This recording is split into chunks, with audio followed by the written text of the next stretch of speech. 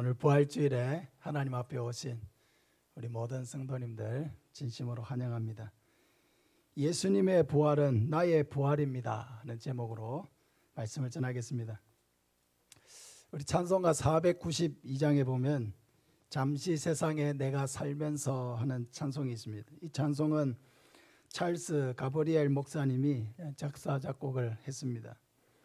아들이 1차 세계대전 때 전쟁터로 나가게 되었는데 그때 아들이 집을 떠나면서 이런 말을 했다고 합니다. 아빠, 만약 제가 다시 돌아오지 못한다면 하늘나라 열린 문 앞에서 만나 뵙겠습니다. 이 전쟁터로 떠나는 아들이 부활의 믿음을 가지고 아버지를 오히려 위로한 것입니다. 찰스 가브리엘 목사님은 아들이 남긴 이 마지막 말에 영감을 받아서 이 찬송을 지었습니다. 잠시 세상에 내가 살면서 항상 찬송 부르다가 날이 저물어 오라 하시면 영광 중에 나아가리. 열린 천국문 내가 들어가 세상 짐을 내려놓고 빛난 면류관 받아 쓰고서 주와 함께 길이 살리. 우리 1절만 같이 한번 해봅시다. 잠시 세상 내가 살면서 항상 찬송 부르다가 날이 저물어 오라 하시면 영광 중에 나가리. 열린 천국문 내가 들어가 세상 짐을 내려놓고 빛난 면류관 받아 쓰고서 주와 함께 길이 살리. 할렐루야. 아무리 오랜 세월을 살아오신 어르신들이라고 할지라도 지난 세월을 돌아보면은 잠시 살아왔다고 생각하실 것입니다. 우리는 정말로 잠시 이 땅을 살아갑니다. 그러나 어느 날 생각지도 못한 날에 예수님이 우리를 부르시는 그날 우리는 열심히 가고 있던 모든 걸음을 멈추고 하던 일들을 다 놓아두고 예수님께로 가야 합니다. 평생 수고하고 애써서 마련했던 논이며 밭이며 집이며 차며 자기가 다니는 직장이며 가족이며 못다 이룬 마음의 꿈이며 모든 것을 다 내려놓고 우리는 가야 합니다. 어릴 때 땅 따먹기라는 노래가 있었습니다. 해보신 분들도 있을 겁니다. 제일 처음에 이렇게 자기 뼘만큼 동그랗게 이렇게 원을 그리면은 그게 자기 땅입니다. 그래서 그 이제 원 그린 선에다가 돌을 하나 놓고 3번을 이렇게 튕기는 거예요. 돌을 이렇게 한번 톡 튕기고 또 2번 탁 튕기고 3번 튕겨가지고 그 돌이 자기 그려놓은 동그라미 속으로 들어오면은 그만큼 땅이 늘어나는 겁니다. 해보신 분 있습니까? 예, 아이고 땅입니다. 뭐 땅을 많이 늘린다고 해가지고 면사무소에 가서 등기할 수 있는 건 아닙니다. 그런데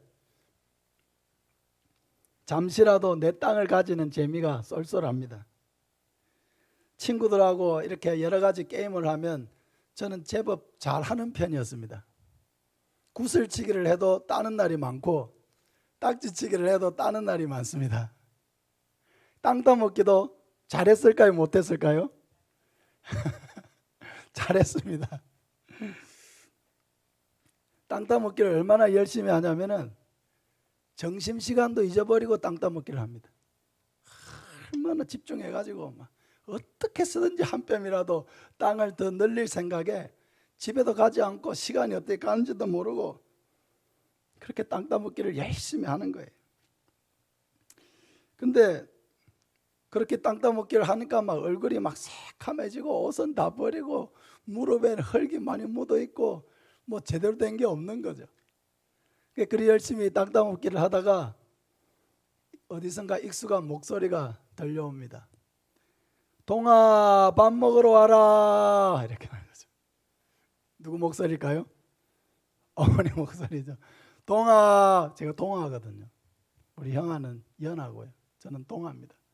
동아 밥 먹으러 와라 이러면은 그냥 뭐 이제까지 땅 따먹게 하던 것만 하고 그냥 이제 집에 가는 겁니다.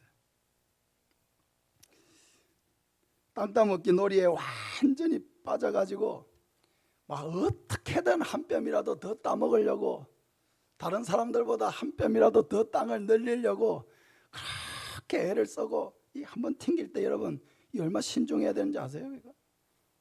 특히 세 번째 튕길 때 잘 튕겨야 돼. 왜? 그 내 칸에 안 들어오면은 아무리 넓은 땅을 이렇게 두 번을 해도 내 칸에 들어와야 그게 이제 내 땅이 되는 거지. 잘못 튕기면 안 되거든. 신중해가지고 탁 튕기는. 그렇게 한 뼘이라도 더 땅을 넓히려고 길을 쓰고 열심히 줄을 꺼가면서 내 영역을 표시하고 그렇게 했는데, 엄마가 부르면 언제 그랬느냐는 듯이 모든 것을 다 뒤로 하고 집으로 뛰어갑니다. 이렇게 우리는 이렇게 땅 따먹기를 하듯이 이 땅에서 조금 더 다른 사람보다 더 나은 삶을 살기 위해서 내가 조금이라도 더, 그래도 다른 사람보다 더 부유하고 더 행복하고 또 땅이라도 한 평 더 가지고 집이라도 한 평 더 넓은 집에 살려고 그렇게 몸부림을 칩니다. 그러나 날이 저물어 오라 하시면 우리는 모든 것을 다 놓고 가야 하는 것입니다. 우리가 살아가는 삶은 잠시 잠깐입니다. 길지 않은 세상을 살면서 많은 사람들은 죄악에 허우적대면서 살아갑니다. 많은 사람들은 자기 사리 사욕을 위해서 힘을 다하고 정성을 다합니다. 어떤 사람들은 자기의 경력을 더 쌓고 남보다 더 높은 자리에 올라가기 위해서 부단히 애를 씁니다. 어떤 사람들은 마음의 상처를 한평생 짊어지고 살아갑니다. 어떤 사람들은 여러 가지 자기만의 그런 인생의 십자가, 시댁 식구들의 십자가, 자기 부모의 십자가, 자식의 십자가, 자기 질병의 십자가, 마음의 상처의 십자가, 여러 가지 종류의 그 짐을 내려놓을 수도 없고 지고 갈 수도 없는 어려운 상황 속에서도 그 짐을 지고 가기 위해 부단히 애를 씁니다.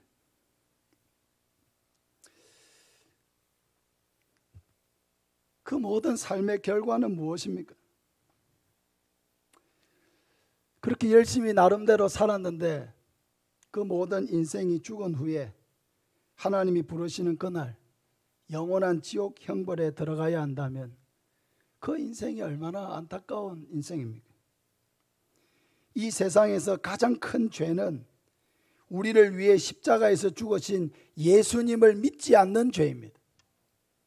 이 세상에 죄가 많죠. 여러 가지 종류의 죄가 있습니다. 그러나 그 모든 죄는 회개하면 용서받을 수 있는 죄예요. 그러나 예수 그리스도를 믿지 않는 죄는 결국 우리로 하여금 영원한 지옥으로 갈 수밖에 없도록 우리를 이끌기 때문에 이 죄가 가장 큰 것입니다. 우리 모두에게 가장 공평한 것 중에 하나가 다 죽는다는 것입니다. 부자도 죽고 가난한 자도 죽습니다. 서울에 살아도 죽고 뉴욕에 살아도 죽고 하이면에 살아도 죽습니다.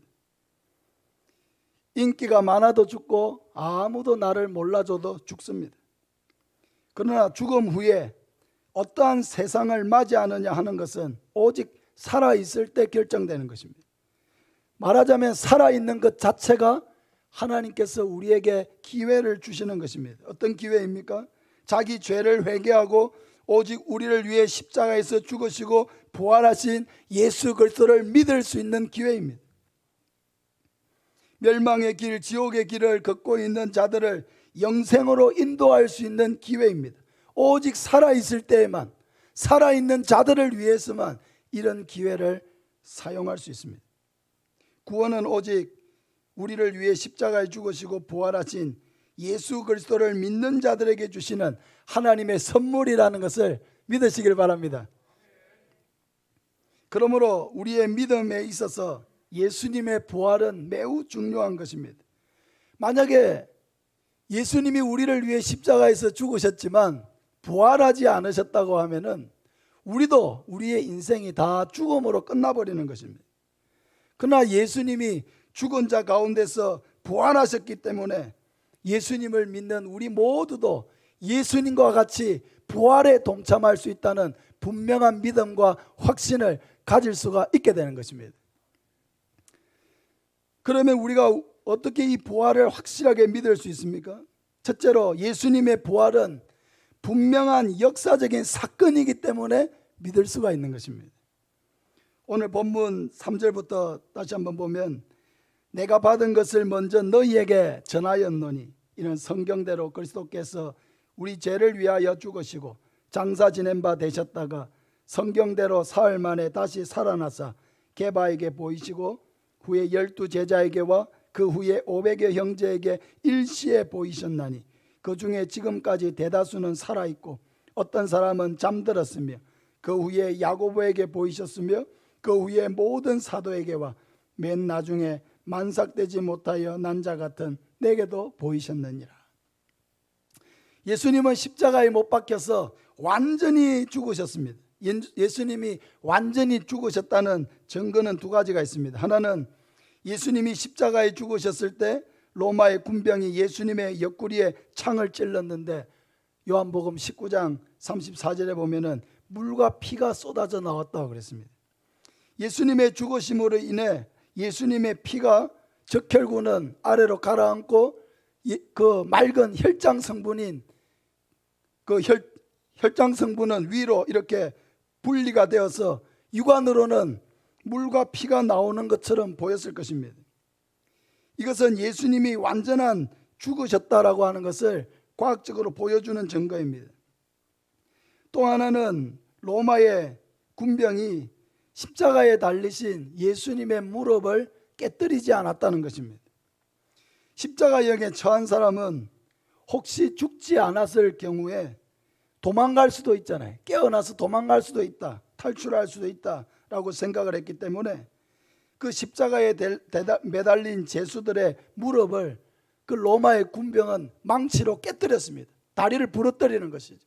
그래서 혹시라도 의식이 살아있다가 도망가지 못하도록 그런 안전 조치를 했습니다. 근데 왜 로마 군병은 예수님의 무릎을 깨뜨리지 않았습니까? 그럼 완전히 죽었기 때문에, 완전히 죽었다는 것을 로마 군사가 확인했기 때문에 예수님의 무릎을 깨뜨리지 않은 것입니다. 그런데 이렇게 완전히 죽으신 예수님은 완전히 다시 살아나셨습니다. 이 예수님의 부활의 확실성, 예수님의 부활의 역사성, 그것은 부활하신 그 예수님의 모습을 많은 사람들에게 보여주심으로써 나타났습니다. 사도행전 1장 3절에 그가 고난받으신 후에 또한 그들에게 확실한 많은 증거로 친히 살아계심을 나타내사 40일 동안 그들에게 보이시며 하나님 나라의 일을 말씀하시니라 하고 말씀하고 있습니다. 확실한 많은 증거로 부활의 증거를 나타내셨어요. 며칠 동안요? 40일 동안 이 땅에 계시면서. 그래서 오늘 본문에 사도 바울은 예수님이 그 부활하신 몸으로 만나주셨던 많은 사람들의 이름을 거론하고 있습니다. 먼저 게바에게 보여주셨다고 합니다. 게바는 베드로라고 하는 이름의 아람어 표현입니다. 게바, 베드로 같은 사람입니다. 예수님은 또 12 제자에게 보여주셨습니다. 500여 그리스도인 형제들에게 일시에 보여주셨습니다. 그리고 야고보에게 보여주셨습니다. 그리고 사도 바울이 이 편지를 쓰고 있는 동안에도 예수님의 부활을 목격했던 대다수가 살아 있었다는 것입니다. 한마디로 예수님에 대한 그 부활의 목격자들이 너무나 많았다는 것입니다. 사랑하는 여러분, 우리나라에서 어떤 재판을 받을 때 어떤 교통사고가 나서 그 교통사고에 대한 목격자를 찾습니다 라는 그런 걸 우리가 현수막을 보지 않습니까? 만약에 그 교통사고 현장을 목격했던 단 한 사람이라도 확실한 목격자가 있으면 재판에서는 그 목격자의 증언이 채택이 됩니다. 유대의 재판에서는 두 사람의 증인이 있어야 재판에서 채택이 됩니다. 똑같은 사실에 대해서 두 사람이 그 사실에 대해서 맞다고 증언을 해주면 그 증거는 재판에서 채택이 됩니다. 그런데 예수님의 부활은 한두 명이 아니라는 거예요. 가룟 유다를 제외한 11사람의 제자뿐만 아니라 당시 수백 명의 목격자가 살아 있었습니다.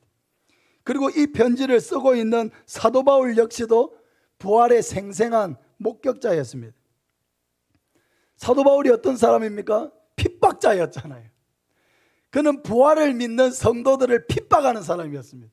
그런데 어떻게 그가 부활을 증거하는, 자기의 목숨을 내어놓고 부활을 증거하는 사람으로 변화될 수가 있습니까? 그냥 그렇게 변화될 수 있습니까? 완전히 반대의 삶을 하루아침에 살아갈 수가 있습니까? 이러한 핍박자 사울이 변화되어서 하나님의 복음을 위한 사도가 된 그 자체가 예수님의 부활의 확실성을 증거해 줍니다.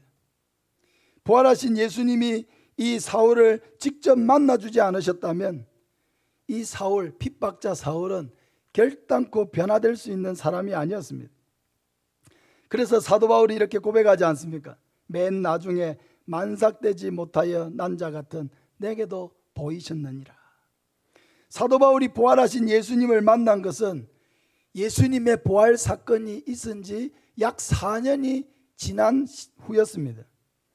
그때 사울은 다메섹이라고 하는 도시에서 살고 있는 그리스도인들을 잡아오기 위해서, 감옥에 가두기 위해서 합법적인 공문을 받아가지고 가고 있던 길이었습니다. 그때 해보다도 더 밝은 빛으로 부활하신 예수님이 그 사울 앞에 나타나신 것입니다. 그때 사울은 앞을 보지 못하고 그 자리에 주저앉았습니다. 맹인이 된 것 같이 도저히 앞을 볼 수 없을 정도로 되었습니다. 그는 캄캄한 어둠 속에서 두려우신 예수님의 음성을 들었습니다. 사울아 사울아 네가 어찌하여 나를 박해하느냐. 캄캄한 어둠 가운데서 너무나 위험 있는 목소리가 들렸습니다. 정신이 없었습니다. 주여 누구시니까? 나는 네가 박해하는 예수라. 나는 네가 박해하는 예수라. 그때 사울은 아마 소스라치듯이 놀랐을 것입니다. 그때까지만 해도 바울은 예수님의 부활을 믿지 않았을 뿐만 아니라 제자들이 예수님의 시체를 훔쳐간 후에 부활했다고 거짓 소문을 퍼뜨린 것으로 알고 있었기 때문입니다. 게다가 지금 자신은 이 부활을 믿는 성도들을 얼마나 핍박하고 있습니까? 죽기 살기로 핍박하고 있습니다. 목숨을 다해서 핍박하고 있습니다. 감옥에 가두고 때리고 돌로 치고 나중에 초대교회의 집사였던 스데반을 돌로 쳐서 죽이게 만드는 그런 엄청난 일을 스스럼없이 행했던 사람이 누굽니까? 바로 이 사울입니다. 그런데 그 부활하신 예수님이 바로 자기 앞에 나타나신 것입니다. 분명히 예수는 4년 전에 골고다 언덕에서 십자가에서 죽었는데 그 예수님, 그 죽으신 예수님이 바로 자기 앞에 나타난 것입니다. 너무나 뚜렷한 음성이요 도무지 부인할 수 없는 모습으로 자기 앞에 나타난 것입니다. 그때 바울은 비로소 깨달았습니다.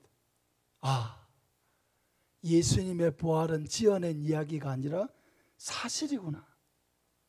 그렇다면 이 예수님이 살아계실 때 하셨던 모든 말씀들도 진리이고, 그리고 이 예수가 하나님이 보내신 유일한 구원자이시구나 하는 것을 그는 그 예수 그리스도와의 부인할 수 없는 만남을 통해서 깨닫게 되었습니다.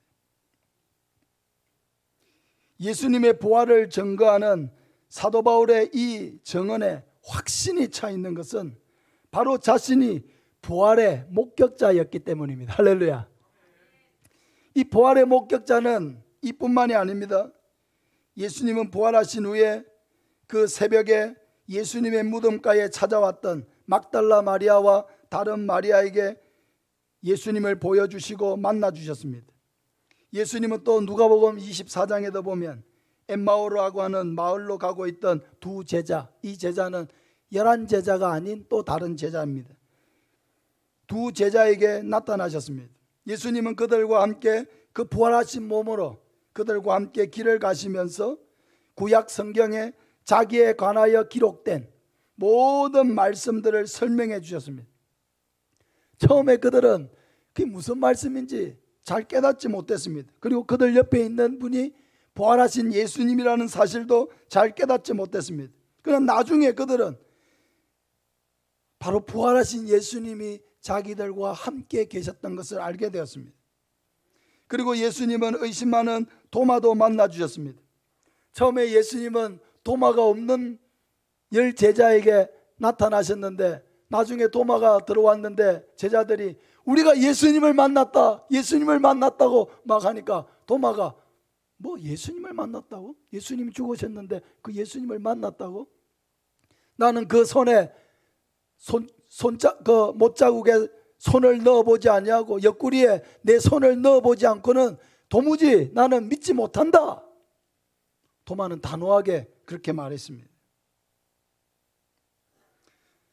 그러나 사랑 많으신 예수님은 이러한 의심 많은 도마라도 사랑해 주시고 그에게 다시 나타나셔서 못 박힌 손과 창에 찔린 옆구리를 보여주셨습니다.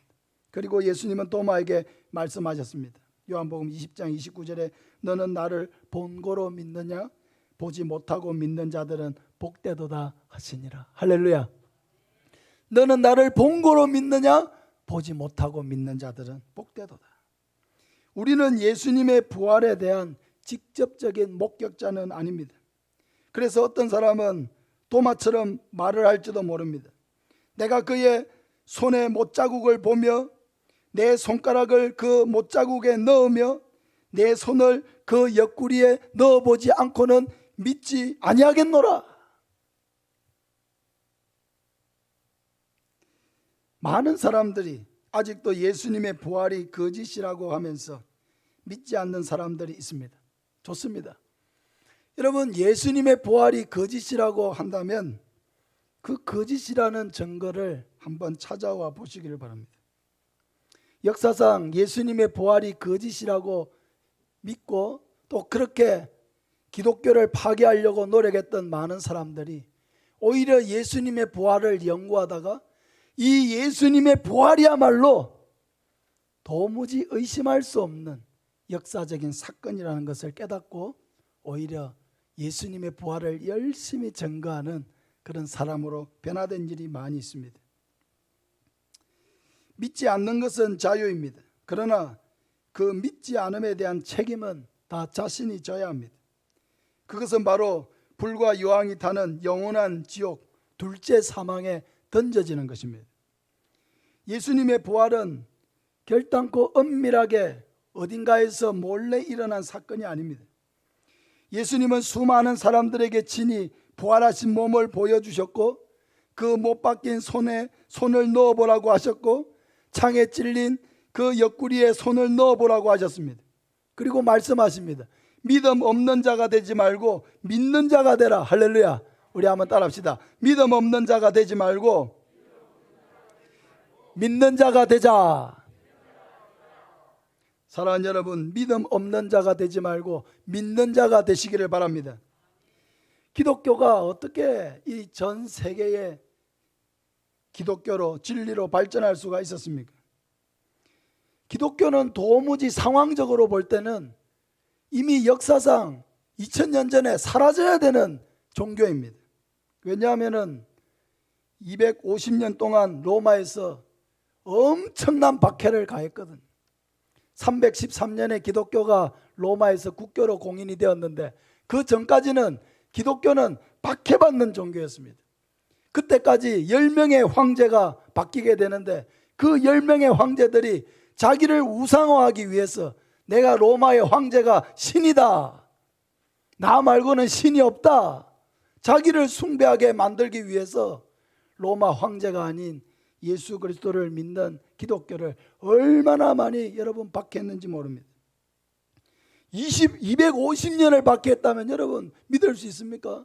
우리는 36년 동안 일본에게 당한 것도 이가 갈려서 얼마나 여러분 일본이라고 하면은 싫어하는 마음이 우리 마음속에 있습니까? 가위바위보도 이겨야 된다고 하지 않습니까? 근데 250년 동안이나 로마의 긴 박해 가운데 오히려 기독교는 더욱 덜불처럼 일어났습니다. 그 이유가 무엇입니까? 바로 부활을 분명하게 목격했던 제자들과 그 성도들이 순교를 두려워하지 아니하고 영원한 부활, 영원한 천국에 대한 믿음을 가지고 기꺼이 그 순교를 받아들였기 때문입니다. 자기의 생명을 다해서 부활을 증거했기 때문입니다. 이 땅에서의 생명은 잠깐이고 천국에서의 삶은 영원하다는 것을 그들은 알았기 때문에 기꺼이 몇 년을 더 살기 위해서 순교를 피하지 않았습니다. 여러분, 과연 부활이 예수님의 제자들이 지어낸 거짓말이라고 한다면 그 제자들이 자기의 거짓말을 위해서 순교할 수 있었을까요? 베드로가 그 거짓말을 위해서 십자가에 거꾸로 매달려 순교할 수 있었을까요? 사도 바울이 그 거짓된 부활을 위해서 친히 참수형을 당하는데 기꺼이 자기의 목을 내어줄 수가 있었을까요? 예수님의 그 모든 제자들이 전 세계로 흩어져서 이 부활의 예수님을 전하다가 다 순교당했습니다. 결단코 거짓을 위해서 이렇게 많은 사람들이 자기의 목숨을 내어줄 수가 없었을 것입니다. 그러므로 수많은 부활의 목격자들이 있다는 이 사실, 그리고 그 부활의 목격자들이 순교를 두려워하지 아니하고 복음을 전하였다는 그 사실, 그 사실들이 예수님의 부활의 역사성과 사실성을 우리에게 분명하게 증거해 주고 있는 것입니다. 두 번째로, 예수님의 부활은 나의 부활을 보증하는 사건이 됩니다. 그러므로 이 부활이 우리에게 중요한 것입니다. 오늘 우리가 읽었던 20절부터 보면, 그러나 이제 그리스도께서 죽은 자 가운데서 다시 살아나사 잠자는 자들의 첫 열매가 되셨도다. 사망이 한 사람으로 말미암았으니 죽은 자의 부활도 한 사람으로 말미암는도다. 아담 안에서 모든 사람이 죽은 것 같이 그리스도 안에서 모든 사람이 삶을 얻으리라. 할렐루야. 만약에 죽은 자에게 부활이 없다고 한다면 그리스도도 다시 살아나지 않았을 것입니다. 그리스도가 다시 살아나지 않았다면 죄는 여전히 우리 위에서 왕노릇하는 것입니다. 왜냐하면 죄의 권세가 사망이기 때문입니다. 왜 사람이 죽어야 합니까? 죄 때문에 죽어야 하는 것입니다. 죄를 극복하지 못하기 때문에 우리는 다 죽어야 하는 것입니다. 그러나 우리의 삶이 죽음으로 끝이라고 하면 우리는 모두 죄 아래 갇혀 있는 것입니다. 그런데 실상은 어떻게 되었습니까? 예수님은 완전히 죽으셨지만 완전히 다시 살아나셨습니다. 예수님은 사망의 권세를 이기시고 다시 부활하셨습니다. 예수님 이전에 그 어느 누구도 다시 살아나지 못했습니다. 아무리 위대한 인물도, 그 어떤 권력자도 다 죽음 앞에서는 무력했습니다. 39살에 전 중국을 통일한 진시황이 있습니다. 굉장히 유명한 사람이죠. 전 세계로 사람들을 보내어서 불로초를 구해오라고 했지만 그 대단한 권력자도 불과 50살에 인생을 마치고 말았습니다. 그도 역시 죄 아래에 있는 연약한 한 인간에 불과했습니다. 그러나 예수님은 다시 살아나셨습니다. 이 부활의 중요한 이유는 예수님이 바로 예수 그리스도의 부활이 그 예수 그리스도를 구주로 믿는 모든 사람들의 부활을 보증하는 사건이 되기 때문입니다. 우리 한번 따라합시다. 예수님의 부활은 나의 부활을 보증합니다. 예수님이 다시 살아나셨다는 거예요. 그것은 예수 그리스도를 믿는 우리 모두도 다시 예수님 안에서 살아나게 된다는 것을 가르쳐 주시는 것입니다. 아담의 범죄로 말미암아 모든 사람에게 죄가 왔고 죄로 인해서 사망이 왔습니다. 그러나 이제 예수 그리스도로 말미암아 모든 사람에게 부활이 있으리라고 말씀하고 있습니다. 요한복음 11장 25절 이하에 예수께서 이르시되 나는 부활이요 생명이니 나를 믿는 자는 죽어도 살겠고 무릇 살아서 나를 믿는 자는 영원히 죽지 아니하리니 이것을 내가 믿느냐? 믿습니까? 어떤 사람들은 여전히 부활을 믿지 못하고 이렇게 말할 수 있습니다. 우리의 육신이 썩으면 땅속에서 형체를 찾아볼 수 없을 정도로 다 분해가 되어버리는데 어떻게 우리가 다시 부활을 한다는 것입니까? 믿을 수 없습니다.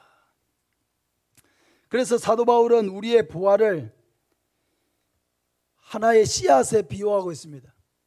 씨가 나무가 되고 열매를 맺는 것에 비유해서 설명하고 있습니다. 오늘 읽지는 않았지만 15장 35절부터 보면 누가 묻기를 죽은 자들이 어떻게 다시 살아나며 어떠한 몸으로 오느냐 하리니 어리석은 자여 네가 뿌리는 씨가 죽지 않으면 살아나지 못하겠고 또 내가 뿌리는 것은 장래의 형체를 뿌리는 것이 아니요 다만 밀이나 다른 것의 알맹이 뿐이로되 하나님이 그 뜻대로 그에게 형체를 주시되 각 종자에게 형체를 주시느니라. 여러분, 씨가 싹이 나고 열매를 맺기 전에 썩습니까? 썩지 않습니까? 썩죠. 씨가 완전히 자기가 썩어야 싹이 나고 열매를 맺는 것입니다. 그리고 그 썩은 씨에서 도무지 그 씨의 생김새만으로는 상상도 하지 못했던 잎사귀가 나고요, 꽃이 피고요, 나무가 되고요, 가지가 되고요, 큰 나무를 이룹니다.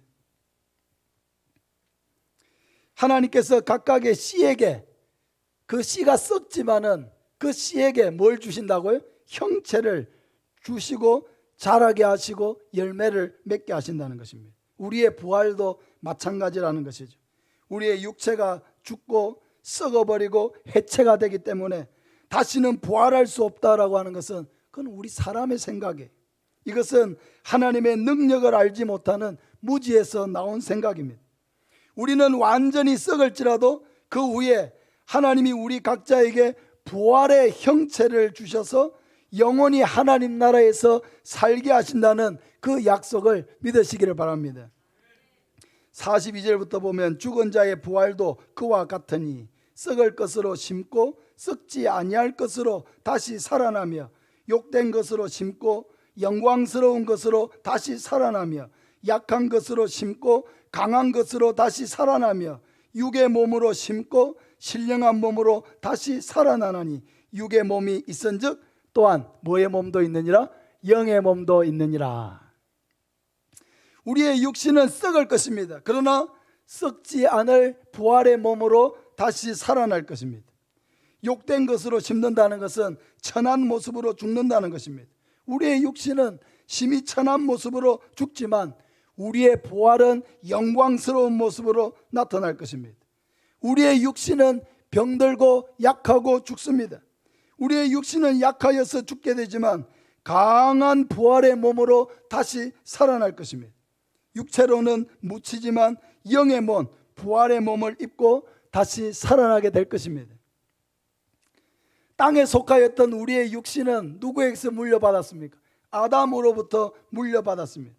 그러나 우리의 부활체는 하늘에 속한 자 예수 그리스도에게서 물려받아 하늘에 속한 몸, 지금과는 다른 부활의 몸, 천상의 몸을 입게 된다는 것을 믿으시기를 바랍니다.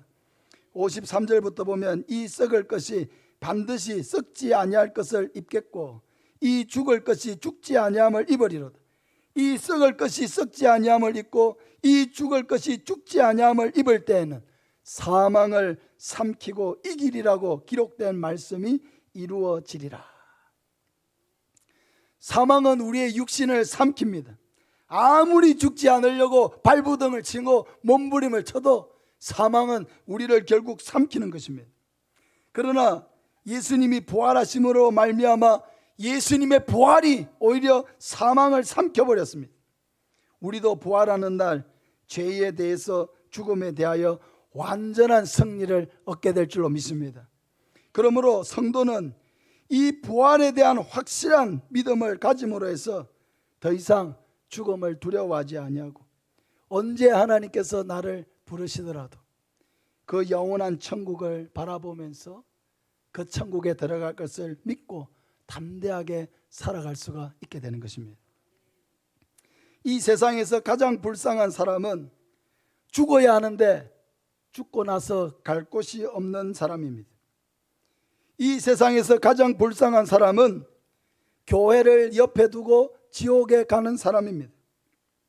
이 세상에서 가장 불쌍한 사람은 예수님의 부활을 믿는 가족과 함께 살면서 지옥에 가는 사람입니다.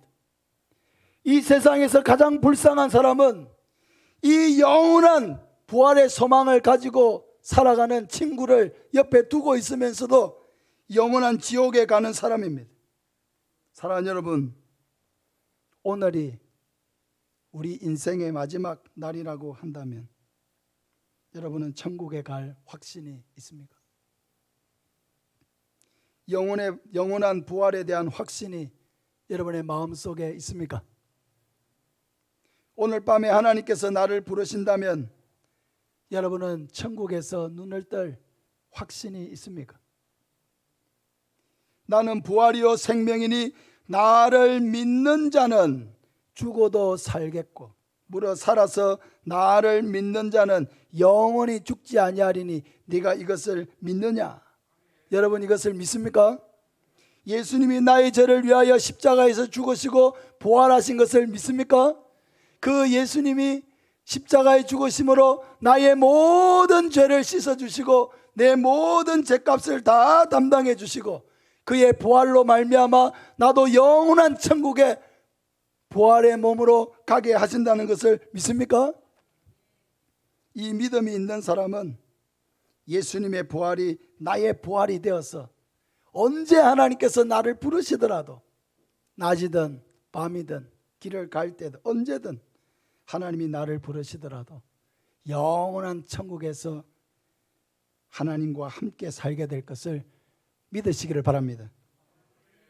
예수님의 부활이 분명한 사건으로 일어난 것 같이 우리의 부활도 분명한 사건으로 일어나게 될 것입니다. 이 믿음 안에서 담대하게 흔들림 없이 주님만 바라보고 믿고 나아가는 저와 여러분 되시기를 예수님의 이름으로 축복합니다. 우리 492장 찬송합시다.